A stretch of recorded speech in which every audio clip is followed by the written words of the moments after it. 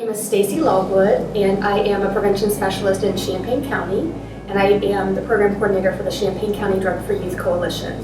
Our problem of practice in Champaign County is addressing prescription drug misuse amongst our 12 to 18-year-olds. So I think the biggest resource and tool that I used was my coalition expertise. I was able to bring a couple different partners to some of the different learning communities, had a really strong relationship with our evaluation committee to take some of the recommended templates and processes back to not only educate them and bring them up to speed on what I had been learning, but also using them as a sounding board for new ideas and getting their input in the process.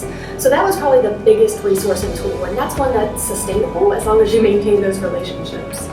The other tools that I used was primarily the website. The SPF-PFS website had many of the templates and recorded webinars. It is a lot of information to take in when you come to a day-long learning community or listen to a webinar in an office setting.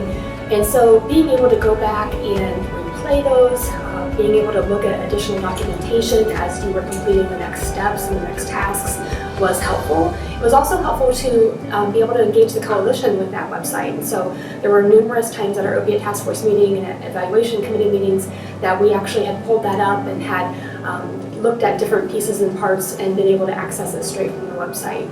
Had support from our OCAM coach. We had weekly touch bases with them in which any questions that we had were able to be addressed at that time. It was very helpful to have them giving us reminders of our deadlines, as well as just checking in on the health of our community. How are things going?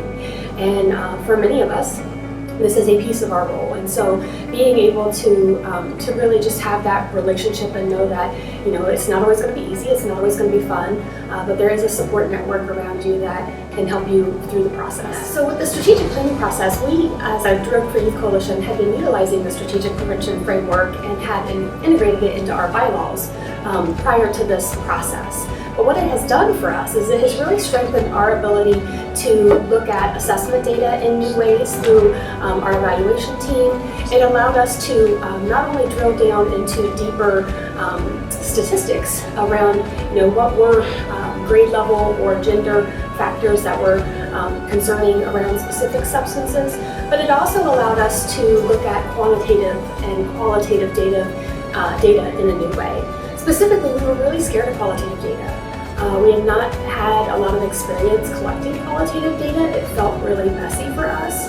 And we were able to gain skills and some processes and some templates that guided us in how to do that and do that really well. And what it allowed us to do was learn about existing conditions in our community that we hadn't previously even asked questions about. So it helped us inform what questions were on our quantitative data for our young people. So that was very helpful, and that will absolutely be something we take away. Yeah. So our evaluation team is a really strong team. We have an epidemiologist who became our health commissioner. So this is really in his lane to help us with this process.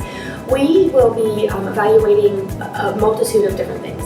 First and foremost is we want to look at that big picture. So we'll be looking at our community outcome measures to look at the level of substance use with prescription drug misuse amongst our young people to see if there's any decreases in that, because we expect to see decreases in that as a result of our strategy.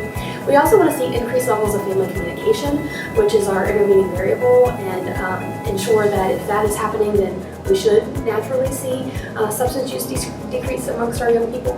The other thing that we'll be looking at is a variety of different measures for each type of media platform that we are using.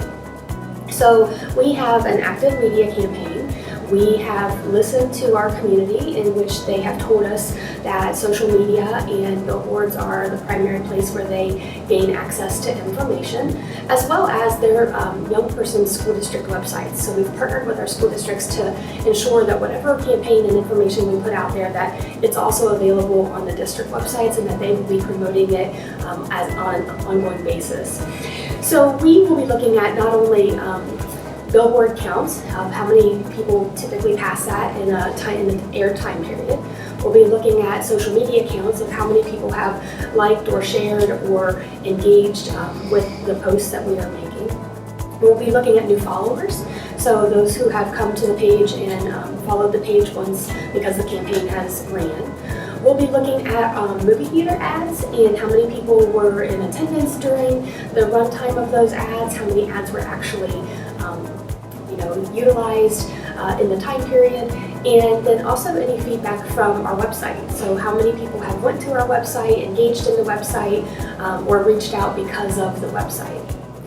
Yeah, for us, it's all about reaching our target audience. And what we have heard in our listening sessions from parents is that they get information from Facebook, they get information from the school district website. So we're really going to be honing in on those measures to ensure that the target age population, parents of kids 12 to 18. So those are generally our 25 to 44-year-old age group.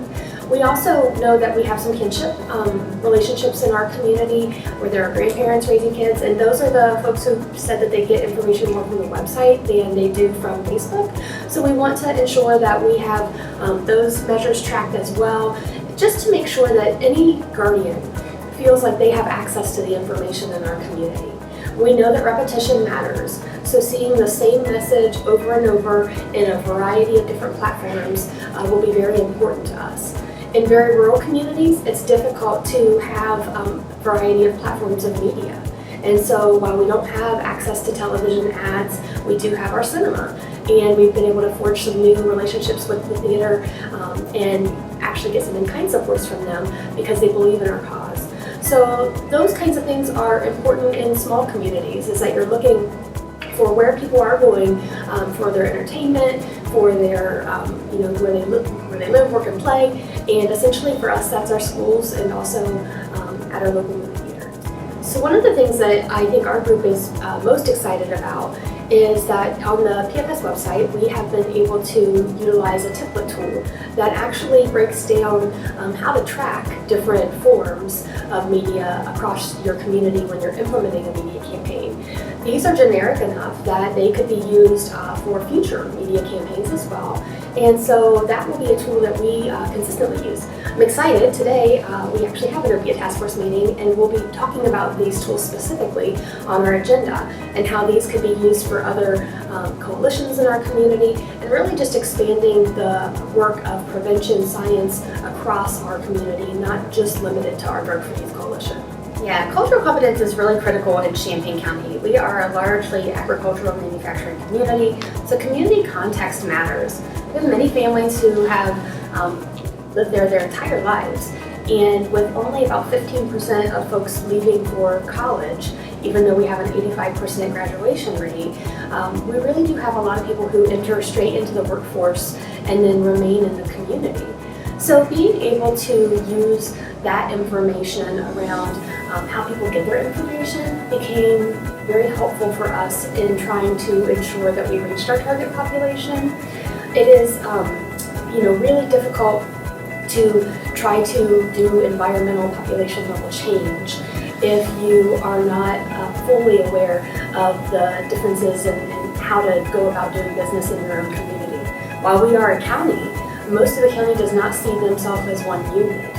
They really identify within their school district and actually identify where they live by that school district. So, we have a lot of little burgs and a lot of little towns, but those folks all congregate and the school districts are the hub of the community.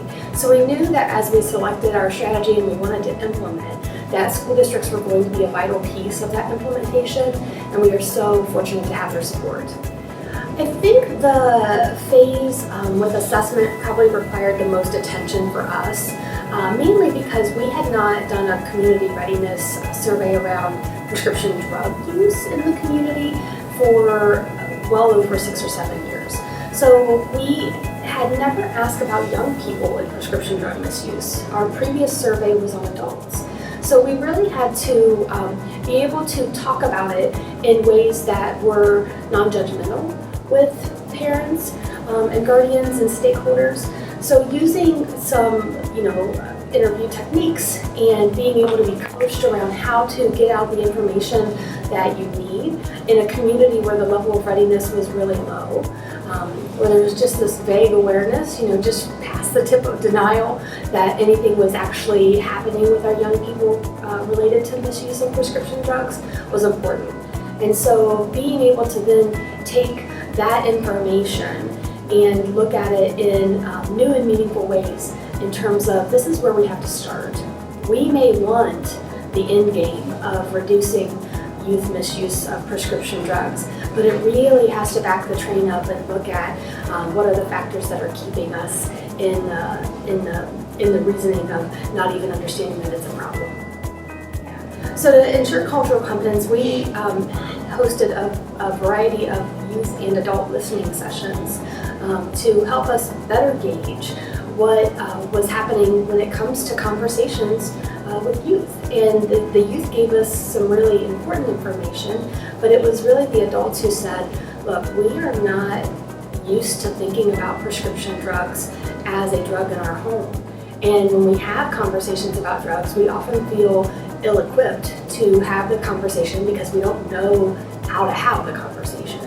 And then the other piece of that was that we're not including prescription drugs in that conversation. So if we are having the conversation, we're not being all-inclusive.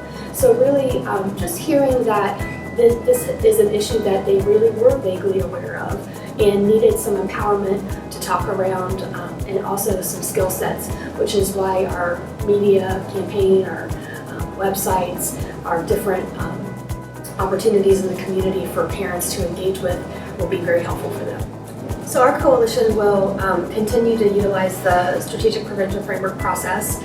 It is embedded in our bylaws already, but this reaffirms our commitment to that. We will be looking to sustain staff time dedicated toward coalition facilitation and also our youth-led work.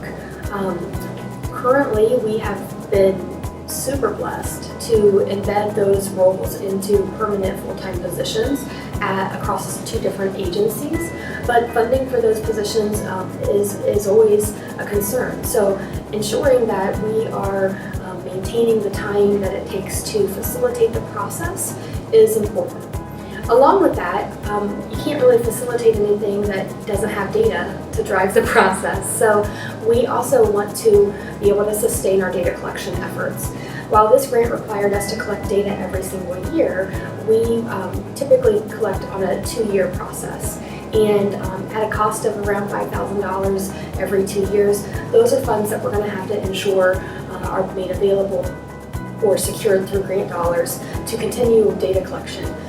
Our longitudinal data collection is stellar, and we really want to maintain the ability to use that for comparison and growth. Our coalition, part of our evaluation team has been sustainability, and so as we develop strategies, we are always looking at it from the lens of, is this something that we can sustain and does it need sustained? And the reality is that in a media campaign, once you have the platform up and it's available on websites, those are things that will be available for, until you take them down. So they can be sustained as long as you need them to be sustained.